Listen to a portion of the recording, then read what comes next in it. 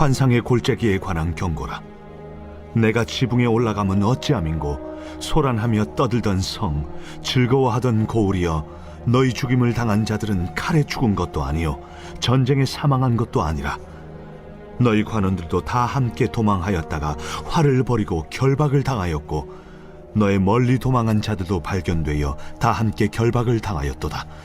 그러므로 내가 말하노니 돌이켜 나를 보지 말지어다. 나는 슬피 통곡하겠노라.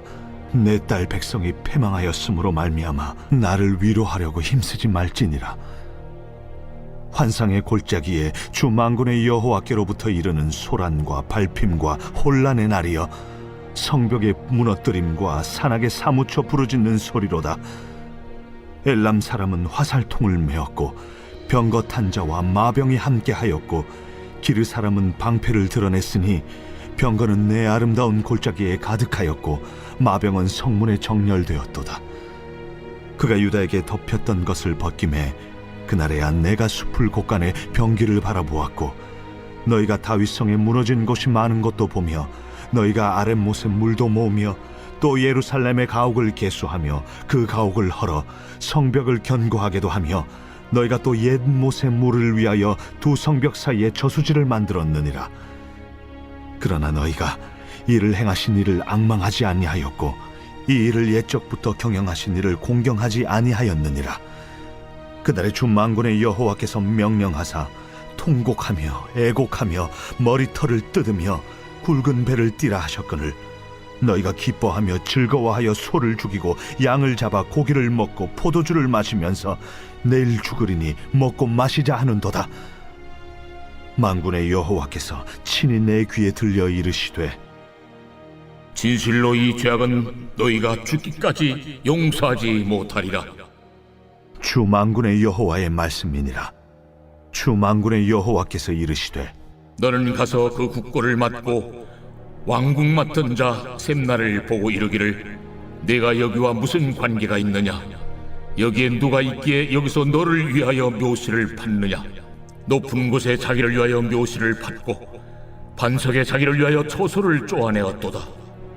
나 여호와가 너를 단단히 결박하고 장사같이 세게 던지되 반드시 너를 모질게 감싸서 공같이 광목한 곳에 던질 것이라. 주인의 집에 수치를 끼치는 너여, 내가 그곳에서 죽겠고 내 영광의 수레도 거기에 있으리라. 내가 너를 네 관직에서 쫓아내며 내 지위에서 낮추리니, 그날에 내가 힐야의 아들 내 종 엘리야김을 불러 내 옷을 그에게 입히며 내 띠를 그에게 띄워 힘있게 하고 내 정권을 그의 손에 맡기리니, 그가 예루살렘 주민과 유다의 집의 아버지가 될 것이며, 내가 또 다윗의 집의 열쇠를 그의 어깨에 두리니, 그가 열면 닫을 자가 없겠고 닫으면 열 자가 없으리라.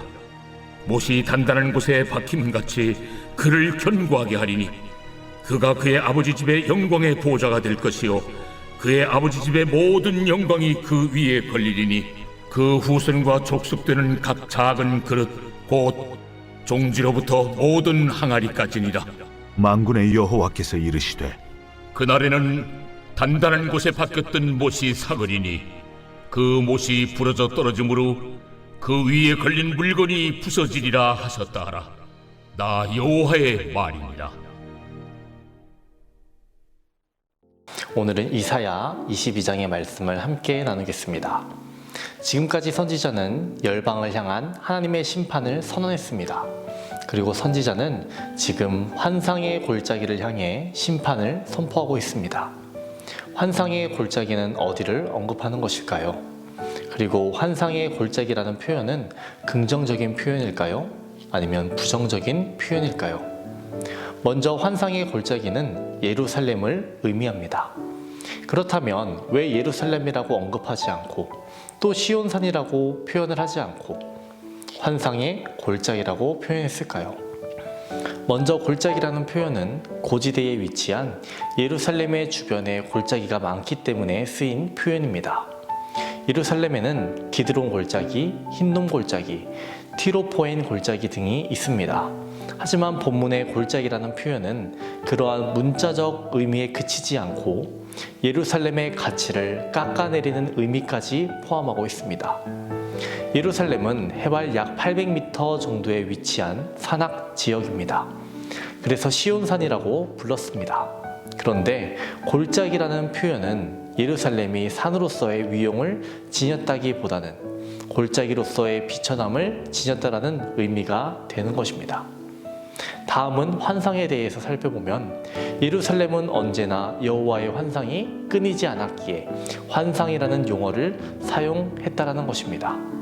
그런데 여기에서는 지금 부정적으로 보았기 때문에 여호와의 환상을 볼 권리를 가진 백성들이 지금 환상을 깨닫지 못하고 영적 우둔함에 빠져 있음을 풍자적으로 비꼬았다라는 것입니다. 결국 환상의 골짜기라는 표현은 부정적인 표현인 것입니다. 지금 이사야는 열방뿐 아니라 예루살렘에게도 심판의 메시지를 하고 있는 것입니다. 이를 통해 유다 역시 다른 열방의 종말과 다를 바 없음을 보여주는 것입니다. 유다는 자신들에게 닥친 멸망의 위기도 모르고 적군의 파멸을 보고 기뻐하고 있습니다. 이사야 선지자는 이 백성의 환희하는 정반대로 무시무시하고 비참한 상황에 빠진 예루살렘 성의 패망을 보고 홀로 비통해하고 있습니다. 유다 백성들은 하나님과 하나님의 도를 알고 있다고 생각했습니다. 그러나 그들의 행위는 그렇지 못하다는 것을 보여줬습니다. 그들은 선명하게 볼 수 있는 산 꼭대기에 있는 것이 아니라 골짜기에 있으며 모든 실체를 바라보는 관점과 그 실제 의미를 놓치고 있었던 것입니다. 그들은 사실상 심판의 선고를 받고 있는 이방 민족들과 같은 민족이 되고 만 것입니다. 2절을 보시면 소란하며 떠들던 성, 즐거워하던 고을이여 라고 말합니다. 기쁨과 흥분이 넘치는 도성의 분위기를 말하고 있습니다. 하지만 이사야는 너희의 죽임을 당한 자들은 칼에 죽은 것도 아니요 전쟁에 사망한 것도 아니라 라며 예루살렘을 향한 예언을 이어갑니다. 이사야는 그들이 영적인 위기의 심각성을 깨닫지 못하고 있음을 예언을 통해 말해줍니다. 지금은 영적으로 봤을 때 울어야 할 때인데 웃고 있다라는 것입니다. 금식하고 애곡해야 될 때 영적인 분별력을 상실한 유다의 모습에 이사야는 매우 당혹스러워하고 있는 것입니다. 백성들은 단기적인 구원만을 바라볼 뿐입니다. 선지자와 같은 거시적인 관점으로 보지 못하고 있습니다. 이사야는 예루살렘의 심판을 이야기하며 예루살렘이 하나님을 의지하지 않고 병거들을 의지할 것임을 지적하고 있습니다. 8절과 9절, 11절을 보면 보다라는 동사가 반복이 됩니다. 8절에서는 병기를 바라보았고 9절에서는 다윗성에 무너진 곳이 많은 것도 보며 11절에서는 번역은 앙망하지 아니하였고라고 되어 있지만 히브리 성경을 보면 동일한 단어 바라보다로 사용됩니다. 하나님을 바라보지 않았다라는 것입니다. 하나님을 바라보지 않고 병거를 바라봤더니 무너진 곳을 보게 되었다는 것이죠. 이러한 관점에서 이사야는 예언을 계속해 가고 있는 것입니다. 하지만 백성들은 예언을 듣고도 회개하지 않습니다.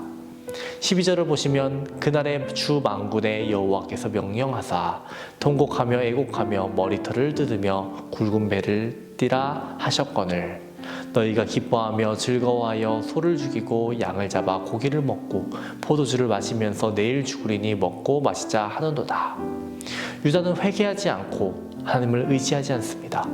그 대신 소망 없는 내일을 바라보느니 차라리 오늘 흥청망청 살고자 합니다. 이러한 유다에게 절대로 용서하지 않으시리라고 하나님은 경고하셨습니다. 이사야는 환상 속에서 자기 백성이 지도층에서부터 평면에 이르기까지 모두 비참하게 무너진 것을 보고 눈물을 흘립니다. 이것은 주전 586년에 있었던 예루살렘 패망 사건을 의미하는 것입니다. 하나님은 이스라엘 백성들의 상태를 보니 먼 미래에도 이러한 모습을 보일 게 뻔하기에 이런 모습을 이사야에게 보여주신 것 같습니다. 14절을 보겠습니다. 만군의 여호와께서 친히 내 귀에 들려 이르시되 진실로 이 죄악은 너희가 죽기까지 용서하지 못하리라 하셨느니라. 주 만군의 여호와의 말씀이니라. 겸손히 하나님께 돌이키지 않으면 하나님도 자비를 허락하지 않으실 거라는 것입니다. 오늘 이사야 22장의 말씀을 통해서 하나님은 우리에게 어떤 메시지를 말씀하시기 원하실까요? 분별력을 갖는 지혜가 필요하다는 것입니다. 우리에게 말씀이 들려졌을 때 그 말씀을 듣고 어떤 것이 하나님의 뜻인지 분별하는 지혜가 필요합니다. 지금이 울어야 할 때인지 웃어야 할 때인지 영적으로 구별할 수 있어야 합니다. 지금 우리에게 중요한 것이 무엇인지를 분별할 줄 아는 우리 모두가 되기를 주님의 이름으로 축원합니다. 오늘은 월요일입니다. 월요일 공동 기도 제목은 나라와 민족을 위한 기도입니다. 먼저는 이 땅의 영적인 회복과 자유민주주의를 위해서 기도해 주시고 분열과 갈등이 사라지게 하시고 경제를 회복시켜 달라고 기도해 주시기 바랍니다. 기도하겠습니다. 우리를 사랑하시는 하나님 아버지, 오늘 하루도 주님 안에 거하며 살아갈 수 있도록 주님 도와주시옵소서. 나라와 민족을 위해서 기도합니다. 이 나라 이 민족에게 영적인 회복을 허락하여 주시옵소서. 자유민주주의가 무너지지 않게 하시며 분열과 갈등이 사라지게 하시고 하나 되게 하여 주시옵소서. 또한 경제가 회복되게 하시며 성도들의 삶이 어려움 당하지 않도록 하나님의 손길을 경험하게 하여 주시옵소서.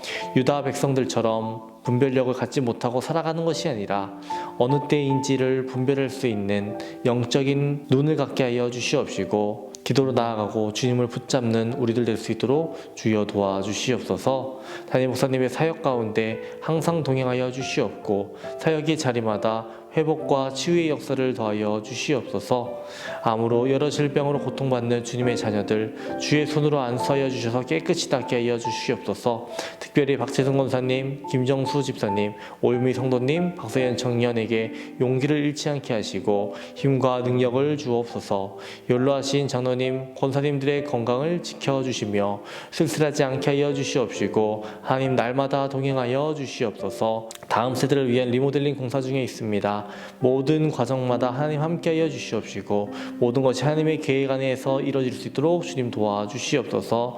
오늘 하루도 세상의 마음을 빼앗기지 않고 주님과 동행하는 우리를 될 수 있도록 도와주시옵소서. 오늘 하루도 지키실 줄 믿습니다. 감사드리며 예수님의 이름으로 기도합니다. 아멘.